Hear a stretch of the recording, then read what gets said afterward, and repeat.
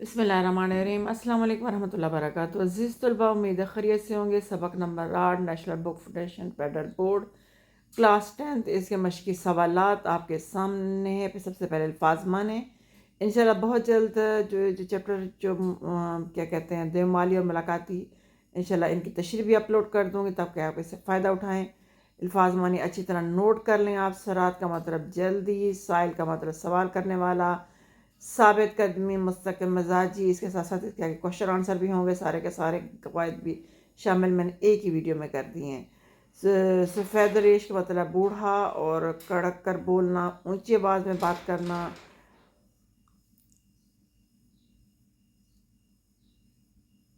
محض صرف، تنوع طرح طرح قسم کا، دور افتادہ، شہری آبادی، مفلوج، فالج کا دور یا فالج دور، اور اردلی چپراسی کو بولتے ہیں۔ فربا بدن، موٹا بدن، چٹائیاں، دریاں، گمسم، حیران،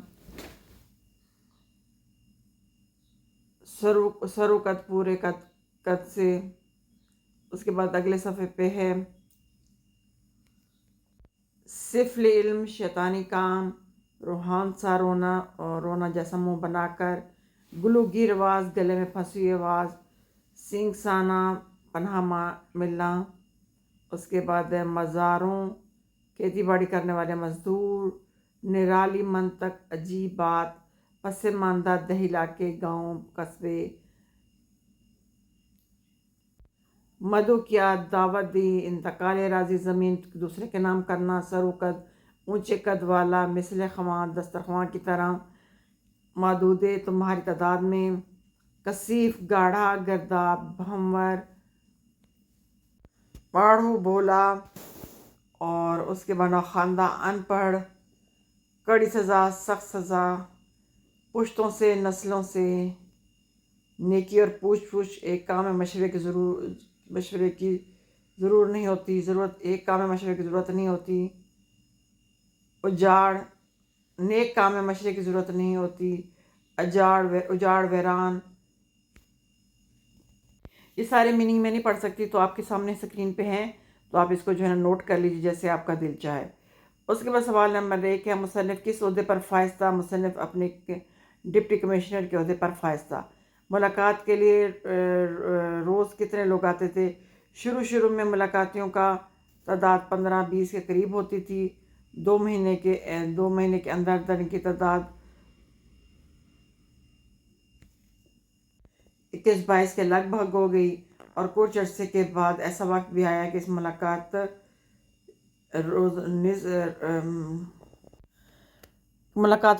روز مصنف کو 3-3، 4-4، 100 لوگوں کے ساتھ ملنا جو ہے نا وہ پڑتا تھا۔ تو 2 مہینے کے اندر ان کی تعداد 100، 125 کے لگ بھگ ہو گئی، اور کچھ عرصے کے بعد ایسا وقت بھی آیا کہ ملاقات کے روز مصنف کو 3-3، 4-4، 100 لوگوں سے ملنا پڑتا تھا۔ ایک ملاقاتی بزرگ نے مصنف کو کیا نصیحت کی؟ ایک ملاقاتی بزرگ نے مصنف کو یہ نصیحت کی کہ انصاف کی رسی سے ہاتھ مت چھوڑو، یہ بات ہرگز نہ بھولو کہ قیامت بہت قریب ہے، اور ہر شخص خدا تعالیٰ کی بارگاہ میں اپنے اعمال کا جواب دے گا۔ اسکول کے استانی کو امیر تاجر سے کیا خطرہ تھا؟ اسکول کے استانی کو خطرہ تھا کہ اگر اس نے ایک امیر تاجر کے کن ذہن لڑکی کو اچھے نمبروں سے پاس نہ کیا تو اسے غنڈوں کے ذریعے اغوا کر لیا جائے گا۔ اگلا ہے مصنف نے گاؤں کے لوگوں کو ملنگ کے بارے میں کیا کہا؟ مصنف نے گاؤں کے لوگوں کو ملنگ کے بارے میں کہا کہ یہ کوئی شیطانی عمل ہے، اللہ کے کلام کی برکت سے اس کا عمل ٹوٹ گیا ہے، اب تم بے خوف ہو کر آگے آؤ اور لا حول ولا قوت پڑھ کر اس کے ایک ایک جوتا لگاؤ۔ اوکے۔ اس کے بعد ہے ملنگ سے لوگ کیوں خوفزدہ تھے؟ ملنگ سے لوگ اس لیے خوفزدہ تھے کہ جب غریب لوگ اس کی فرمائشیں پوری نہ کر سکتے تھے تو وہ کئی بار ہاتھ جھٹکنے والا عمل کر کے لوگوں کے بدن کے کسی حصے کو مفلوج کر دیتا تھا۔ اب اس پیج پہ جو ہے نا آپ کا سامنے جو اسکرین پہ ہے وہ ہے کہ لوگوں نے ملنگ کے ساتھ کیا سلوک کیا۔ لوگوں نے ملنگ کے ساتھ جو سلوک کیا تو اللہ توبہ، جب مصنف نے لوگوں سے کہا یہ کوئی شیطانی عمل ہے، اللہ کے کلام کی برکت سے اس کا عمل ٹوٹ گیا ہے، اب تم بے خوف ہو کر آگے آؤ اور لا حول ولا قوت پڑھ کر اس کے ایک ایک جوتا لگاؤ۔ یہ سن کر گاؤں کا ایک زندہ دل نوجوان زور زور سے لا حول ولا قوت پڑھتا ہوا آیا اور ملنگ کو زمین پر الٹا لٹا کر اس کی پیٹھ پر گھوڑے کی طرح سوار ہو کر بیٹھ گیا۔ اس کے بعد باری باری مرد عورتیں اور بچے آتے اور لا حول ولا قوت پڑھ کر ملنگ کو 1 یا 2 جوتے رسید کرتے۔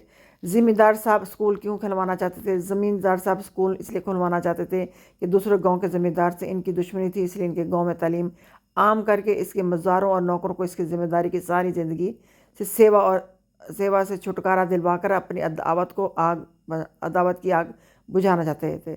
اگلا ہے بڑی ذمہ داروں پر جاگیرداروں میں تعلیم میں کیا سمجھا جاتا ہے؟ بڑی ذمہ داریوں اور جگیروں میں تعلیم کو سب سے بڑا تباہ کن دشمن سمجھا جاتا ہے۔ اب ایک سوال پچھلے پیج پہ رہ گیا، وہ آپ خود ہی دیکھ لیں۔ نیکسٹ پیج پہ آپ کے سوال الفاظ جملے ہیں اور ساتھ آپ بیتی کی ڈیفینیشن ہے۔ آپ بیتی کی ڈیفینیشن ابھی آپ اچھی طرح ایز اے MCQs کے طور پر یاد کر لیں۔ پہلی لائن جو ہے نا وہ آپ کی جو ہے نا وہ کافی ہے آپ بیتی کی ڈیفینیشن کے لیے کہ جملے آپ دیکھ لیں۔ اپنے حالات زندگی یا خود پر بیتے ہوئے واقعات کو ادبی رنگ اور اسلوب میں خود بیان کرنا یا لکھنا آپ بیتی کہلاتا ہے۔ ٹھیک ہے، آپ کی پہلی لائن کافی ہے، اس کے لیے آگے صرف آپ ایک دفعہ پڑھ لیں، اس کو آگے ضرورت نہیں ہے۔ جملوں میں ہے حاجت مند، ضرورت مند کی مدد کرنی چاہیے۔ مکاس سمجھوتا، تعلیم کو خطرہ و با سمجھ کر دونوں ذمہ داروں نے آپس میں مکا کر لیا، یعنی فیصلہ سمجھوتا کر لیا۔ تذبذب، ہچکچاہٹ، شک و شبہ، تو یہ بھی تھوڑے سے رہ گئے، یہ بھی آپ خود ہی کر لیجئے۔ اس کے بعد ہے کہ نیکسٹ ہے مجاز مرسل۔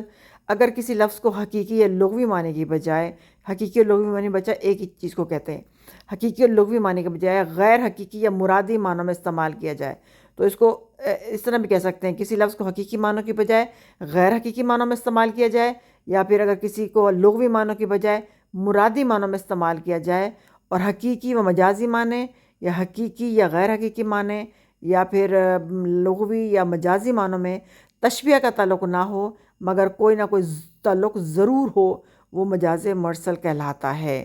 ٹھیک ہے، یعنی لغوی معنوں کی بجائے اگر اس کو غیر حقیقی معنوں کی بجائے سمپل الفاظ میں حقیقی معنوں کی بجائے غیر حقیقی معنوں میں استعمال کیا جائے، اور اس کو حقیقی اور غیر حقیقی معنوں میں جو ہے نا وہ تشبیہ کا تعلق نہیں ہونا چاہیے، لیکن اس کے علاوہ کچھ اور تعلق ہونا چاہیے، وہ مجاز مرسل کہلاتا ہے۔ اس کی کئی صورتیں، اسی کم از بیس جو ہے نا 24 صورتیں جو ہے نا وہ ہیں۔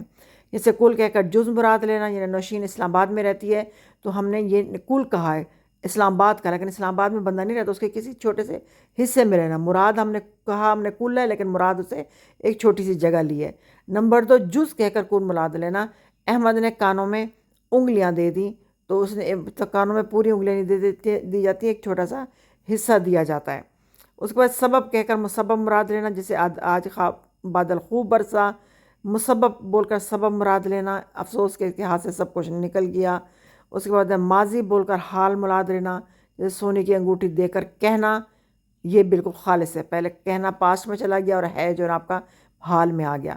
مستقبل بول کر حال مراد لینا، یونیورسٹی میں داخلے ملتے ہی اسے خیر بات کہہ دینا، ملتے ہی مطلب مستقبل میں آپ کو داخلے ملیں گے، اور پھر ہم نے حال مراد لیا ہے کہ اس کو ایڈمیشن نہیں لینا۔ پھر ظرف کہہ کر مظروف مراد لینا، اس نے بوتل پی، یعنی بوتل نہیں پی جاتی، بوتل کے اندر جو مظروف ہوتا ہے شربت ہوتا ہے وہ پیا جاتا ہے۔ پھر مظروف کہہ کر ظرف مراد لینا، چائے چولہے پر دھریے، چائے چولہے پر نہیں رکھی جاتی ہے بلکہ جو برتن ہوتا ہے وہ رکھا جاتا ہے۔ بے درست جواب دیکھ لیں، یہاں پہ جو ہے وہ چولہے پر چائے دھری ہے، وہ جو ہے نا مظروف کہہ کر ظرف ہے، اور کل کہہ کر جز کی جو ہے نا وہ ہے بچے نے کانوں میں انگلیاں دے دیں۔ پھر آگے دو یہ مثالیں ہیں ہر ایک کی، وہ بھی آپ دیکھ سکتے ہیں اور آسانی کے ساتھ پڑھ سکتے ہیں۔ انشاءاللہ تعالیٰ ان قواعد پر ایک علیحدہ ویڈیو بناؤں گی۔